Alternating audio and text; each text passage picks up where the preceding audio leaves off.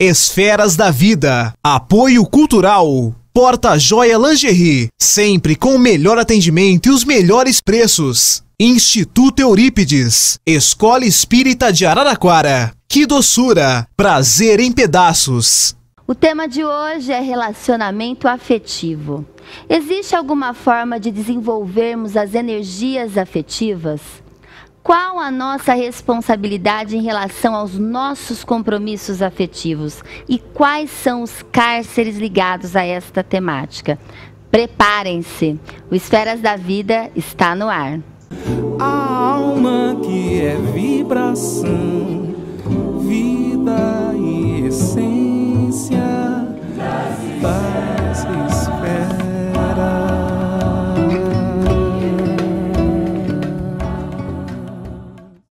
Transmitido pela TV Cultura Paulista, pela Rede Amigo Espírita e pela TV Mundo Maior, um olhar sobre a doutrina espírita começa agora. Fala-se muito em afeto, mas será que somos conscientes sobre o que é o afeto, o amor e suas responsabilidades?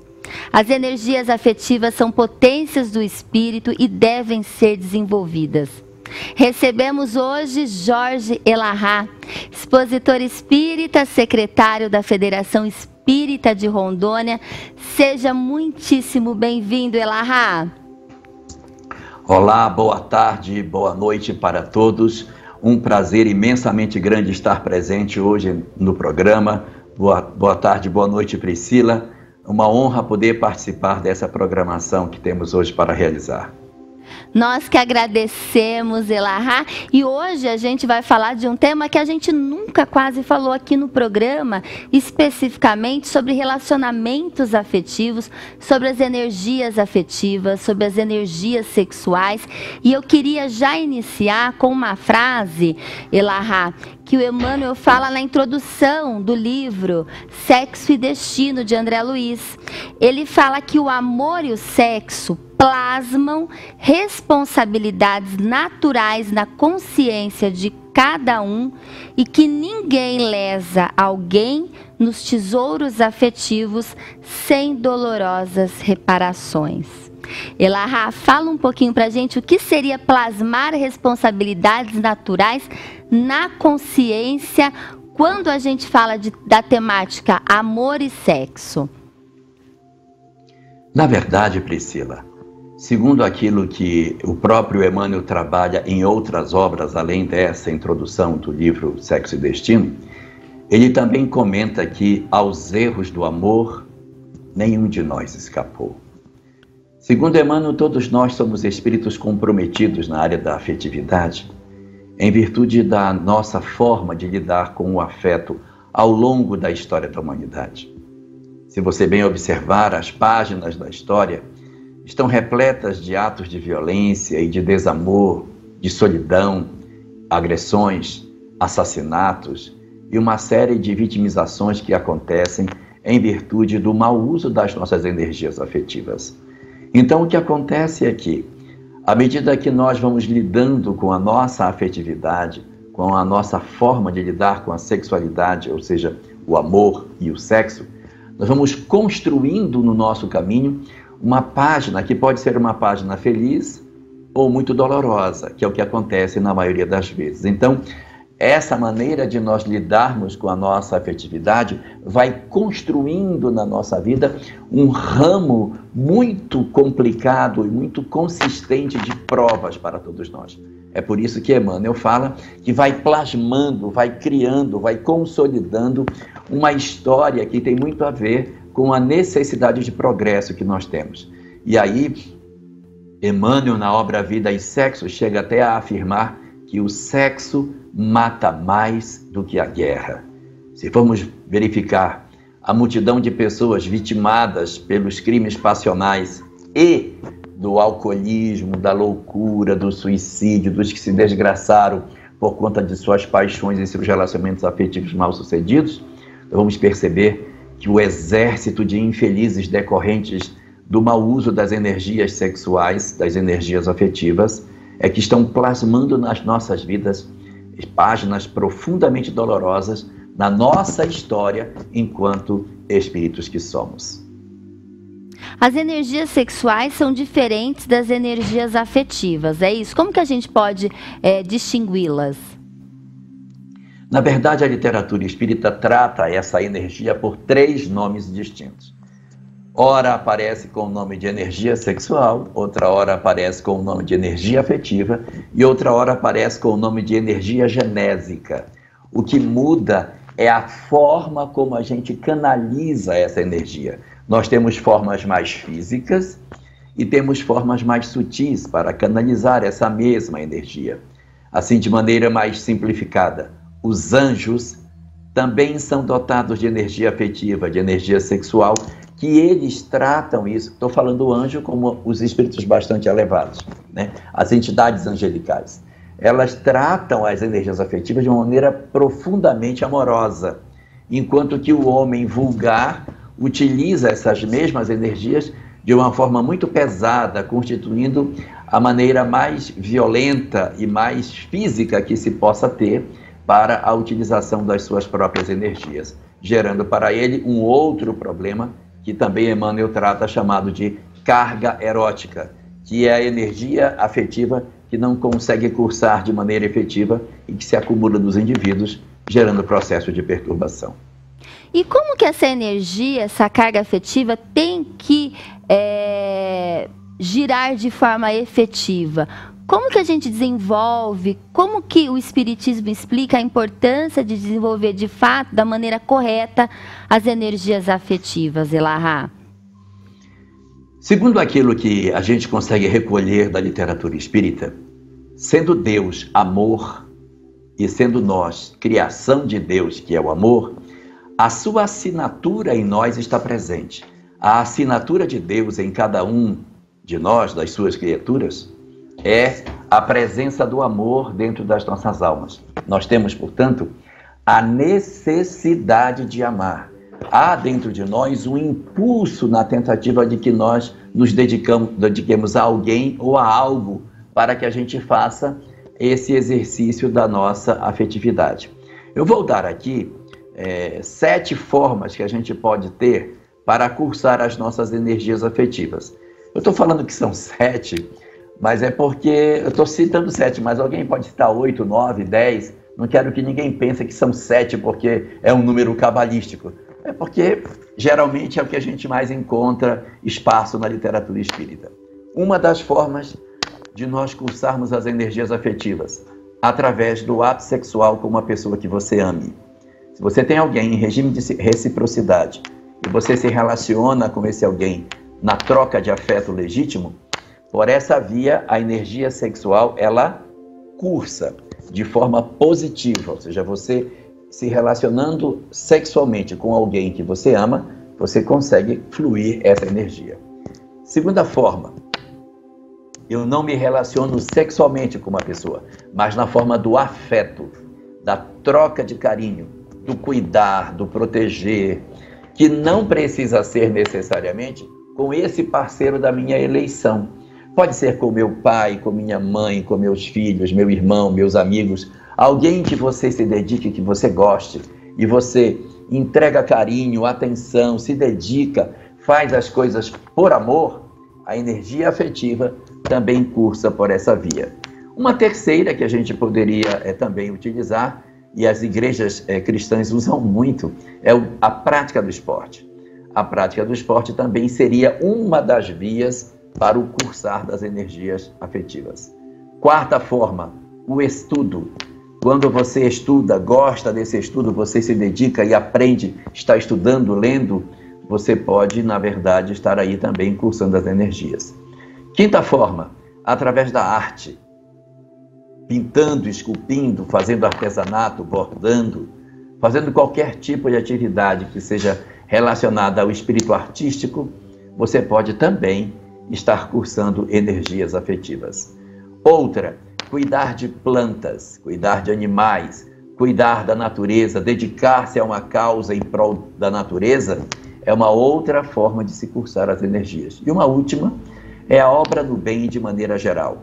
Trabalhar no bem é uma última dessa relação das formas que você possui para cursar as energias. Só há um detalhe, Priscila. Você só cursa por essas vias se você tiver prazer naquilo que você está fazendo. Porque o que promove o cursar da energia sexual não é o esporte, é o prazer de praticar o esporte. Não é estudar, é o prazer de estudar. Não é o pintar o quadro, é o prazer de fazer.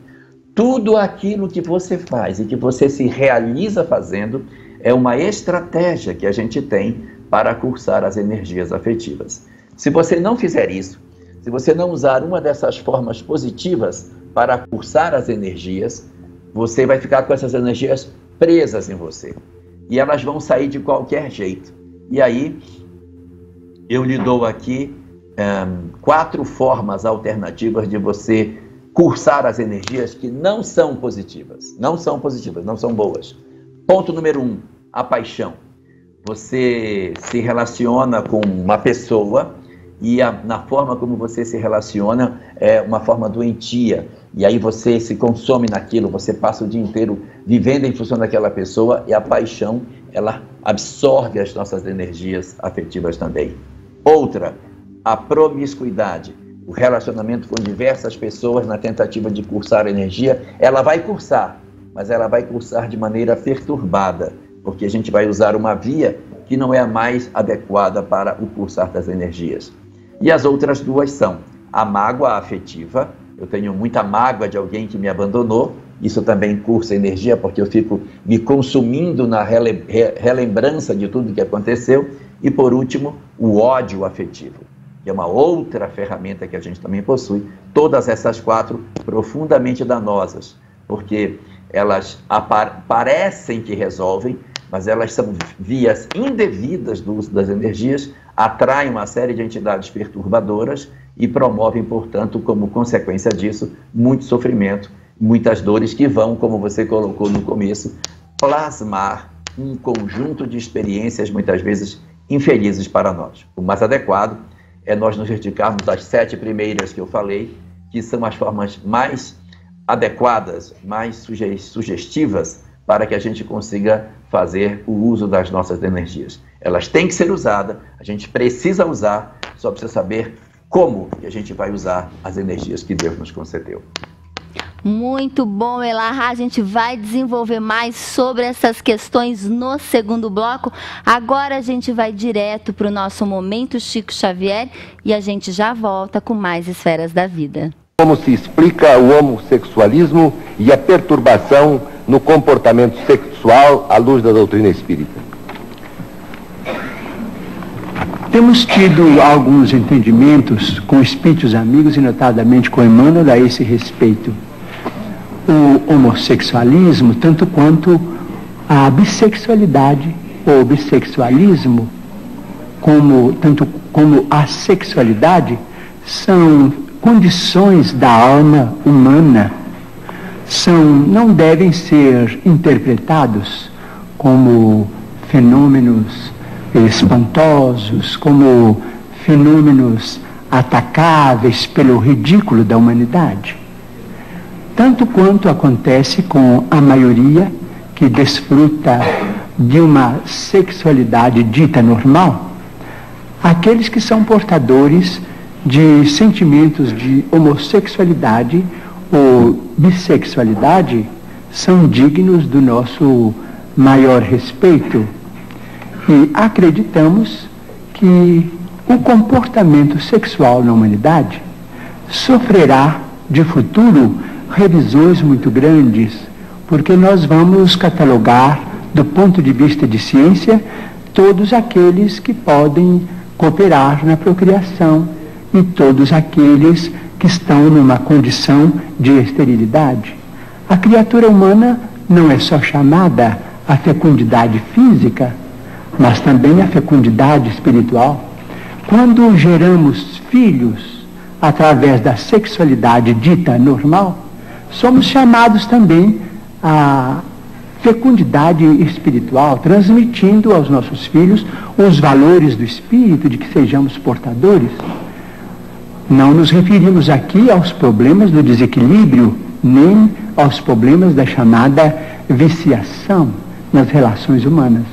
Estamos nos referindo a condições da personalidade humana reencarnada vamos dizer, muitas vezes portadora de conflitos que dizem respeito, seja a sua condição de alma em prova ou a sua condição de criatura em tarefa específica. De modo que o assunto merecerá muito estudo e poderemos voltar a ele em qualquer tempo que formos convidados num próximo Pinga-Fogo. Vamos dizer com licença, porque nós temos um problema em matéria de sexo na humanidade que precisaríamos considerar com bastante segurança e respeito recíproco. Vamos dizer, se as potências do homem na visão, na audição, nos recursos imensos do cérebro, vamos dizer, nos recursos gustativos, nas mãos, na tactilidade com que as mãos executam trabalhos manuais, nos pés, se todas essas potências foram dadas ao homem para a educação, para o rendimento no bem, isto é, potências consagradas ao bem e à luz, em nome de Deus, seria o sexo, em suas várias manifestações, sentenciado às trevas?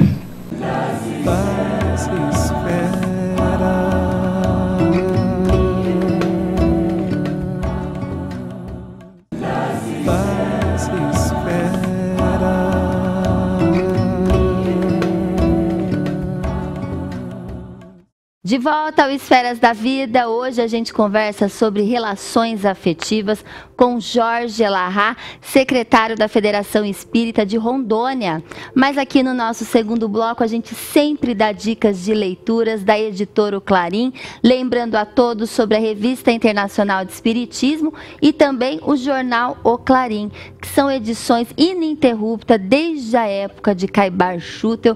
Você pode, ter a mensalidade, comprar avulso, enfim, vai passar para vocês aqui o contato da editora Clarim, e hoje a editora também enviou para a gente uma outra dica de leitura de livro, que o livro é Meimei, Vida e Mensagem. Conheça a pureza e a doçura de Irmã de Castro e seus exemplos de desprendimento, amor ao próximo e ternura. Meimei, Vida e Mensagem, de Francisco Cândido Xavier, Arnaldo Rocha e Wallace Leal Rodrigues, da editora O Clarim. E eu também entrei no Instagram da editora, tem promoção lá no Instagram, tem promoção de vários livros. Entre no Instagram, é o.clarim, @o.clarim, que você vai ver muitas dicas da editora O Clarim. E a gente também fala do Instituto Eurípides, que foi fundado há mais de 25 anos. Atualmente o Instituto acolhe gratuitamente mais de 160 crianças de 6 a 15 anos no contraturno escolar, para retirá-las das situações de risco. E hoje a gente vai conhecer a Neide Stanley, que é mãe da Valentina, de 7 anos, e ela vai contar para a gente o quão importante é o Instituto para ela, para a filha dela e para a família delas. Me chamo Neide, sou a mãe da Valentina, ela tem 7 anos, é o segundo ano que ela frequenta o Instituto, e foi indicado, para eu vir aqui para uma colega de trabalho, e eu gosto muito que ela fica aqui, porque é um lugar de aprendizagem mesmo, são pessoas boas, minha filha aprendeu bastante coisa aqui, aprende, e eu não me preocupo, tenho total confiança em deixá-la aqui. Neide, muitíssimo obrigada pela sua participação aqui no Esferas da Vida. É muito bom mesmo conhecer as mães, conhecer as crianças. E você de casa, o Instituto oferece alimentação, oficinas de meditação, esportes em quadra coberta, música, dança, artes plásticas, tem muita coisa para a criançada. E você, assim como eu, como todos nós, podemos ajudar o Instituto Eurípides. Passo o link para vocês, institutoeuripides.colabore.org. Ajude essa escola espírita. Eu sei que eles fazem um trabalho muito nobre, com muito amor. toda a equipe pedagógica, junto com o seu Ariovaldo. É uma causa nossa, de todos nós. Não é? Às vezes a gente fica pensando, eu não sei quem ajudar, eu não sei como ajudar. Tem tanta instituição, né, fazendo tanta coisa boa, só colaborar mensalmente, às vezes com um valor simbólico, que a gente vai estar ajudando e muito esta instituição. E a gente volta a nossa conversa com o seu Jorge Elahá aqui no programa. A gente vem conversando sobre relacionamento afetivo, energias afetivas, energias sexuais. É um assunto de extrema importância, essencial. E Elahá, você explicou no primeiro bloco sobre a nossa necessidade de fazer cursar o amor que está dentro da gente, porque nós fomos feitos por Deus, criados, né, para amar. E a gente tem necessidade de amar e de fazer esse amor cursar aí pela vida. O senhor contou, né, 7 dicas para a gente fazer o amor cursar de forma saudável. E tem as questões que faz a gente adoecer, porque às vezes a gente não consegue fazer cursar esse amor, essa afetividade de uma forma saudável. A gente se perde um pouco nas paixões, na promiscuidade. E eu queria entrar nesse assunto, porque a gente percebe que muitas pessoas não lidam com o sexo de uma maneira saudável ou de uma maneira positiva, vamos dizer assim, de uma maneira que faça, né, cursar esse amor de forma saudável. E a gente vê que são muitas trocas, as pessoas fazem sexo somente pelo prazer. O que o senhor pode, né, desenvolver para a gente sobre esse assunto? Na introdução da obra Vida e Sexo, Emmanuel, tratando sobre exatamente essa questão da usança da energia afetiva, ele diz que nós muitas vezes corremos para os extremos. É muito comum, os religiosos muitas vezes correm para um extremo e as pessoas que são ligadas a uma vida muito mais distante dos aspectos religiosos correm para o outro extremo. E na tentativa de nos dar um direcionamento nesse sentido, Emmanuel nos diz, na introdução da obra, 4 regrinhas básicas que são fáceis de ouvir, mas difíceis da gente vivenciar. Então, elas são as seguintes. Ele diz, não é proibição, é educação. Então, veja, não é proibição, não é você negar que a energia existe. Isso seria proibição. É você educar essa energia. Veja que ele está dizendo que não é para colocar no zero, não é proibição, é educação. Depois ele diz, não é abstinência imposta, mas é responsabilidade. A abstinência imposta é novamente a situação na qual alguém impõe sobre outro alguém a necessidade de que ele não tenha nenhum tipo de relacionamento afetivo, sexual, o que quer que seja, obrigando a pessoa a anular as suas energias afetivas. Não é abstinência imposta, é responsabilidade, é usar com responsabilidade. Aí as outras duas, ele vai para o outro extremo. Ele diz, mas também não é indisciplina, aí já foi para o outro lado. Não é indisciplina, é controle. E de novo para o outro lado, não é impulso livre, é emprego digno, com o devido respeito aos outros e a si mesmo.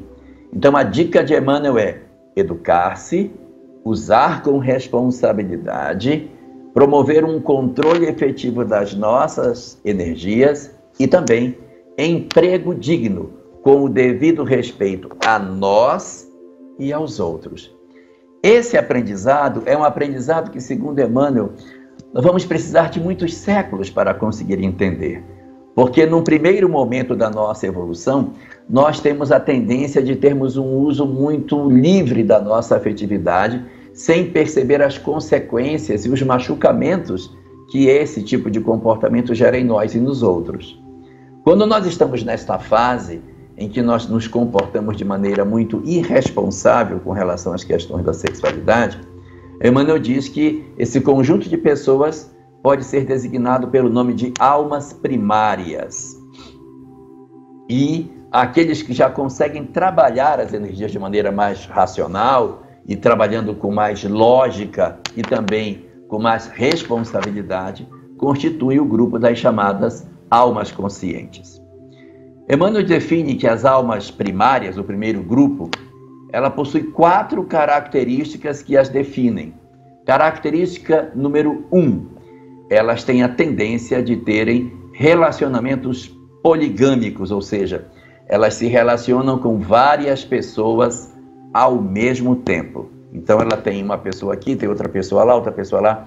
Quem tem relacionamentos, múltiplos relacionamentos, é característica de alma primária. Característica número 2, além de terem relacionamentos poligâmicos, têm relacionamentos muito curtos. Semana, 1 mês, 2 meses, ela já mudou de parceiro, já está com outro ou com outros. Relaciona-se com muitas pessoas ao mesmo tempo e esses relacionamentos também são curtos. Característica número 3, escolhem os seus parceiros unicamente pelo físico, pelas características do corpo físico, independente dos aspectos emocionais, psicológicos, de caráter que as pessoas possam ter.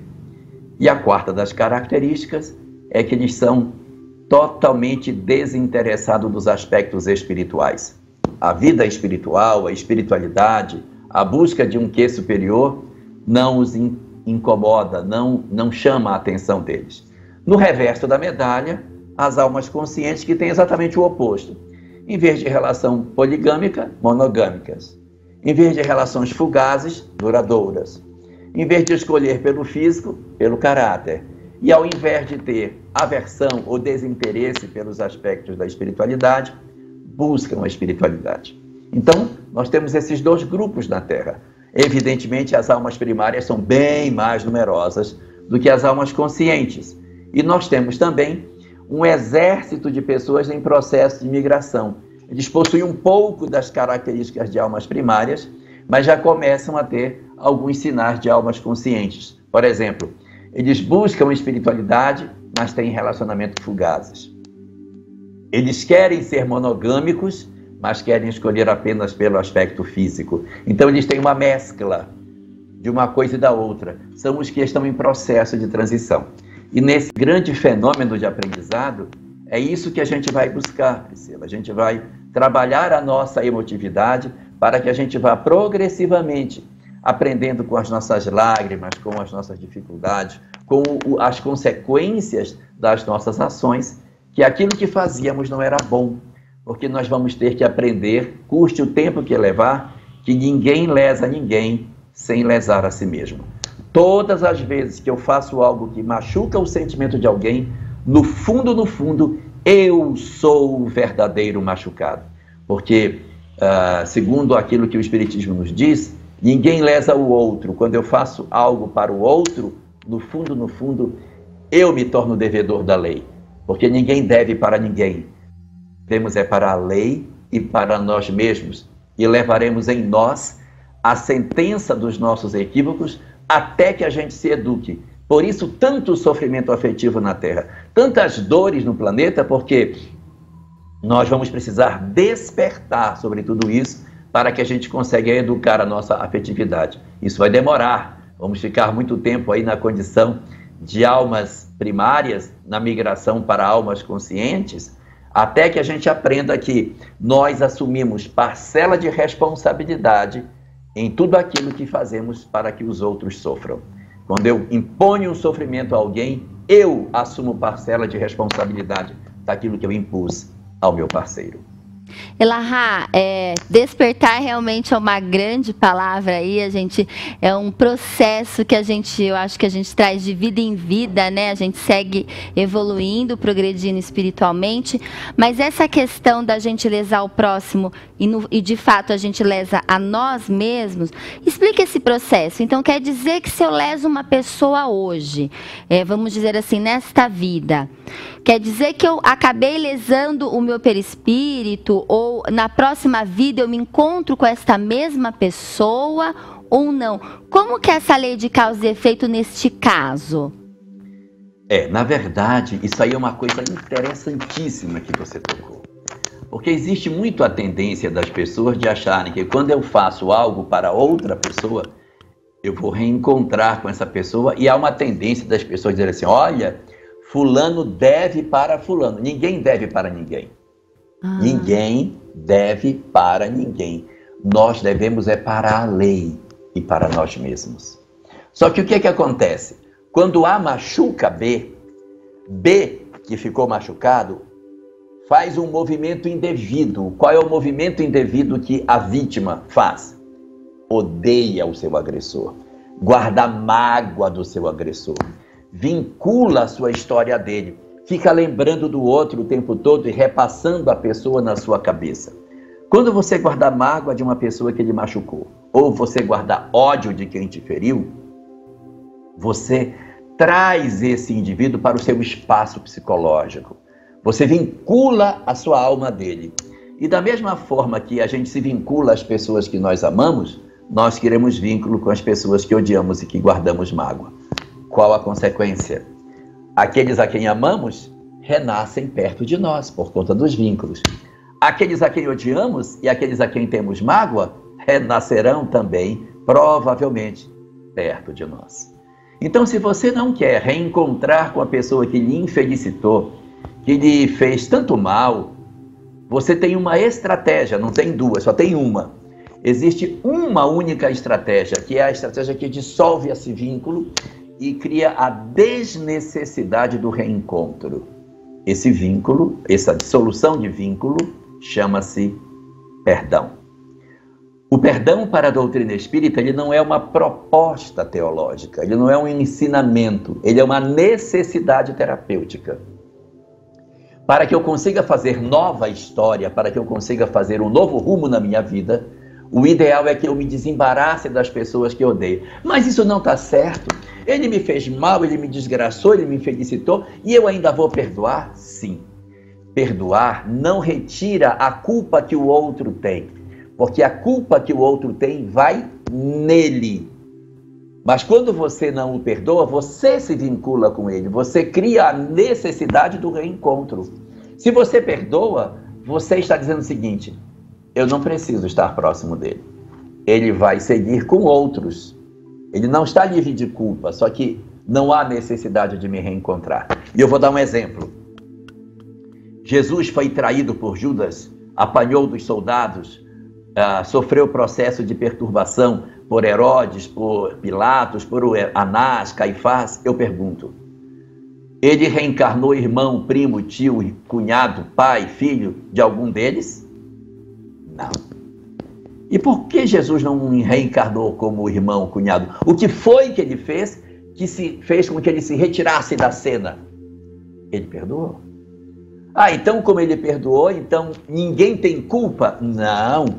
Todos que fizeram o que fizeram guardaram as suas culpas consigo mesmo e precisaram de experiências com outras pessoas para se resolverem em função daquilo que fizeram com Jesus, porque ele se retirou do cenário na hora em que ele verdadeiramente perdoa.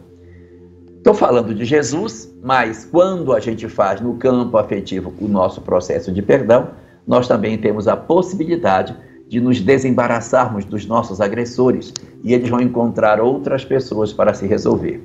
Mas há um detalhe, viu? Tem vezes que a gente perdoa tão perdoado que a gente desenvolve até amor pelas pessoas que nos agrediram. Aí você pode, aí é por amor, não é mais por obrigação, pedir para estar próximo daquele que lhe feriu para ajudá-lo. Aí é uma decisão sua, não é mais uma obrigatoriedade de expiação. Já é uma característica das almas evoluídas pedirem a proximidade dos seus agressores para darem a eles mais uma chance de se colocarem de pé. Jorge Elahá aqui no Esferas da Vida. A gente vai para um brevíssimo intervalo e a gente já volta com mais para vocês.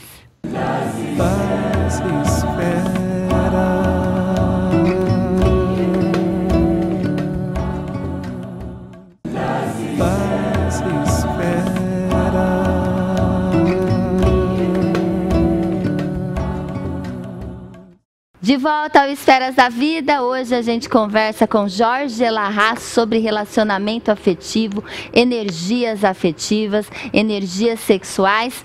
E agora, Elahá, a gente poderia conversar um pouquinho sobre os cárceres afetivos. O que são os cárceres afetivos? Esse conceito de cárceres afetivos é uma ideia que Emmanuel traz dentro da obra Vida e Sexo, dizendo o seguinte: que todas as vezes que alguém machuca outra pessoa, que alguém lesa outra pessoa, ele acaba se tornando um delinquente afetivo, porque ele promove entre aspas, um crime na área do afeto. E todas as vezes que você tem um crime, aquele que é criminoso, qual é a consequência do crime? É ser preso. Então, os que delinquem na área da sexualidade, na área da afetividade, também experimentam esse processo de serem aprisionados. São chamados cárceres afetivos. Só que os chamados cárceres afetivos não são grades em que a pessoa fica enjaulada. Os cárceres afetivos, as pessoas estão soltas nas ruas, mas elas estão presas dentro dos cárceres que elas possuem, exatamente pelas dificuldades que elas têm. Então, por exemplo, os cárceres, eles se subdividem em dois tipos: os cárceres físicos e os cárceres psicológicos. Os cárceres físicos são os cárceres em que fisicamente a pessoa traz algo em si que diminui ou que impede essa comunhão afetiva. A pessoa no passado era profundamente sedutora, infelicitou muitas pessoas, brincou com o sentimento dos outros, renasce. Renasce como? Por exemplo, muito feio. Ele é louco para ter um relacionamento afetivo, mas ele é bem feinho para impedir com que ele cometa novos delitos nessa nova existência. Então a feiura é um dos cárceres. Cárcere número 2, uma doença. A pessoa reencarna com uma doença e essa doença impede com que a pessoa possua a possibilidade de ter um relacionamento afetivo mais intenso. Ela tem que ser mais regrada. Um terceiro tipo de cárcere físico. O indivíduo pode renascer com uma limitação física. Ele pode nascer com algum tipo de restrição que diminui a possibilidade de você ter um parceiro. Ele traz no físico um impedimento qualquer que torna mais complicado para que ele consiga efetivar um relacionamento dessa ordem. Outros, sei lá, sinais. A pessoa renasce com um sinal no rosto, um sinal no corpo, alergias, algum tipo de marca que a pessoa tem constrangimento. Não posso ter relacionamento com ninguém, a pessoa vai olhar e vai achar que eu sou isso, que eu sou aquilo. Então, acaba sendo um elemento para refrear os impulsos afetivos que se tenha. Mau hálito, a pessoa até é bonita, mas tem um mau hálito terrível que aquilo impede com que você se aproxime. Então nós temos muitas situações. Você pode pegar uma doença sexualmente transmissível deformante e a partir você vem de uma experiência promíscua, pega uma doença deformante e a partir daí você não tem mais a mesma capacidade de ter relacionamentos afetivos como tinha no passado. Esses são os chamados cárceres físicos.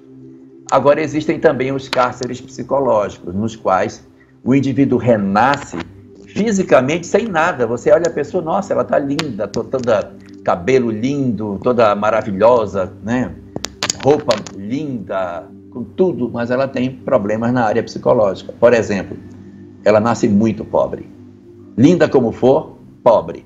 Louca para ir para a festa, não pode. Louca para gastar, não tem condição. Então a pessoa vive o karma da pobreza como uma estratégia de refrear a sexualidade. Outro, cai numa religião extremamente castradora, daquelas que todo mundo vigia todo mundo e a pessoa não consegue exercer a sua afetividade de maneira livre. Outro cárcere psicológico, você cai numa família que tem uma educação extremamente rigorosa, independente de religião. É uma família em que o pai é muito autoritário e não permite que você saia, e aí acaba refreando determinadas experiências afetivas que se poderia ter. Ainda podemos ter, sei lá, situações de bloqueios, traumas, a pessoa sofre algum tipo de bloqueio durante a vida, e esse bloqueio acaba sendo a peça que se utilizará para refrear os interesses afetivos, interesses sexuais que as pessoas têm. Então, esses cárceres, a quase totalidade de nós estamos envolvidos nesses cárceres. Às vezes só um, às vezes 2, 3, físicos e psicológicos. Aí a gente vai, dependendo da nossa forma de viver, da maneira como nós vivemos, a gente também pode ter esses cárceres. Quando a gente fala que a feiura é um cárcere, a beleza excessiva também é um cárcere. Se a pobreza é um cárcere, a riqueza excessiva também é um cárcere. Porque você ser rico demais, ser bonito demais, imagina você ser rico, saudável, famoso e ter todas essas condições, ser lá de Hollywood e ter que manter uma certa coerência em termos de sexualidade. É uma vigilância danada que você tem que manter. Então, às vezes, o cárcere ele pode vir invertido. É uma grande prova, não é, Elahá? Segundo os espíritos, a prova da riqueza é uma prova mais difícil do que a prova da pobreza. Em que sentido? É mais fácil um pobre ter êxito na encarnação do que um rico, porque o dinheiro facilita o orgulho, o egoísmo, uma série de ações, e aí você pisa nas pessoas, explora, usa os outros. Então a riqueza é muito perigosa. E a pobreza, com todas as dores que a gente sabe que a pobreza tem, ela diminui a chance de você fazer bobagem nesse sentido. Então existem os cárceres físicos e existem também os cárceres psicológicos. Só que o que ocorre? Muitas pessoas, elas fazem um movimento de fugir desses cárceres. O cara nasce muito feio, faz uma plástica e vai para a vida. Nasceu pobre, assalta um banco e vai para a vida. Ele procura, de alguma forma, fugir disso.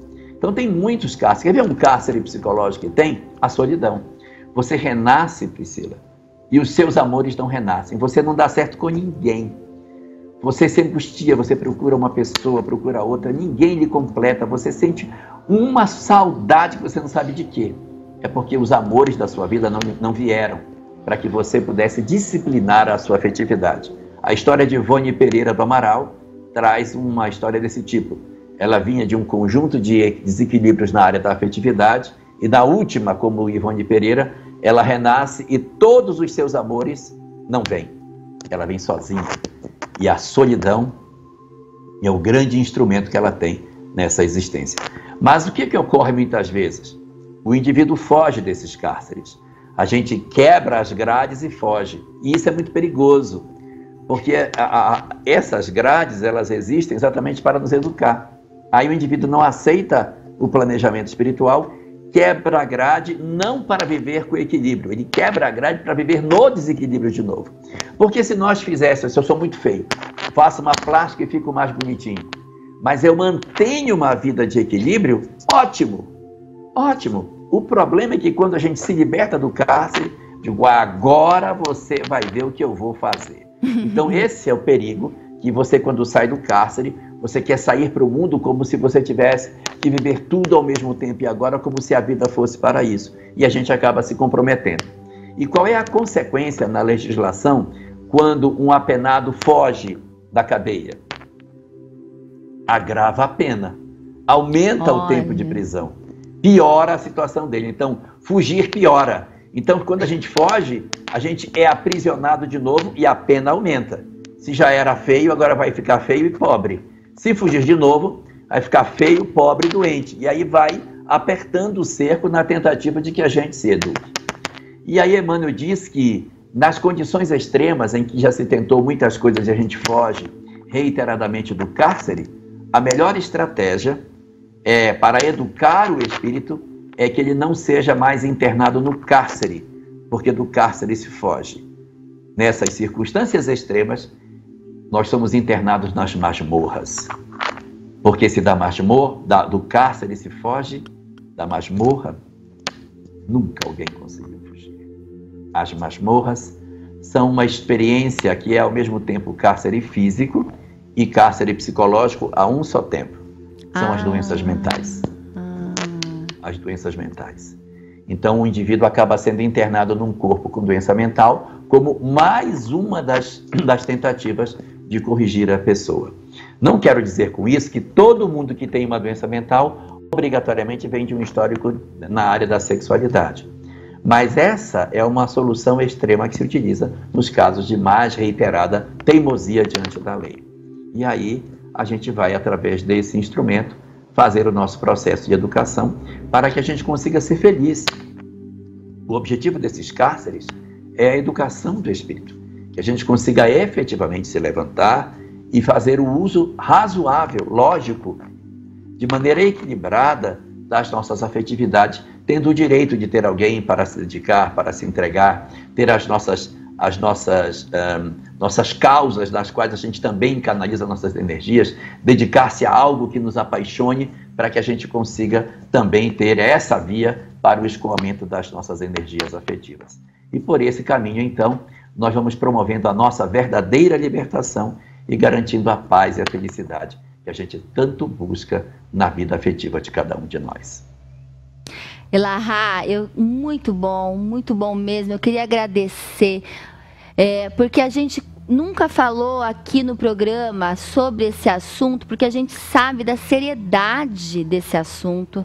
A gente sabe que, e você falou com tanta lucidez, com tanta propriedade, conhecimento, e a gente queria que esse programa, quem estiver assistindo, compartilhe, indique para os seus amigos, porque o que a gente mais vê hoje são as pessoas confundindo um pouco aproveitar a vida com aproveitar sem educação sexual, sem equilíbrio sexual, e acaba se comprometendo aí por muitas vidas, por muitas reencarnações. Então, olha, muito bom mesmo aprender aqui hoje com você sobre as energias sexuais, que a gente, e também o que eu te falei nos bastidores, como é bom mostrar que não é um pecado, que o sexo foi feito para realmente ser utilizado, mas de uma maneira equilibrada. Então, olha, muito bom mesmo as suas explicações hoje no Esferas da Vida. A gente agradece aí todo o conhecimento, toda a lucidez didática para nos explicar hoje sobre essa questão tão importante, Elahá. Eu é que agradeço a oportunidade e queria só falar uma coisinha final. Eu queria dizer que, em função de tudo isso que a gente já viveu em termos de sexualidade, o Espiritismo nos aconselha que, mesmo diante da prática mais bizarra que a gente possa ver, silêncio. Nenhum de nós tem autoridade para criticar a conduta sexual de quem quer que seja.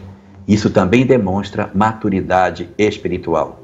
Nós não criticarmos a situação de ninguém, porque o próprio Cristo, quando diante da mulher adúltera, disse: eu também não te condeno, vai e não tornes a pecar. Se ele não condenou, quem somos nós para estender condenação a quem quer que seja? Muito bom. A gente só tem que agradecer hoje por todos esses ensinamentos. Mais uma vez, muitíssimo obrigada, Elahá. E a gente agradece você de casa que está conosco todas as quintas-feiras, às 10h15 da noite, aqui na TV Cultura Paulista, na Rede Amigo Espírita e na TV Mundo Maior. Tem representação toda quinta também na TV Cultura, 5h40 da tarde. A gente fica por aqui até a semana que vem, se Deus quiser. Uma boa noite para todos vocês.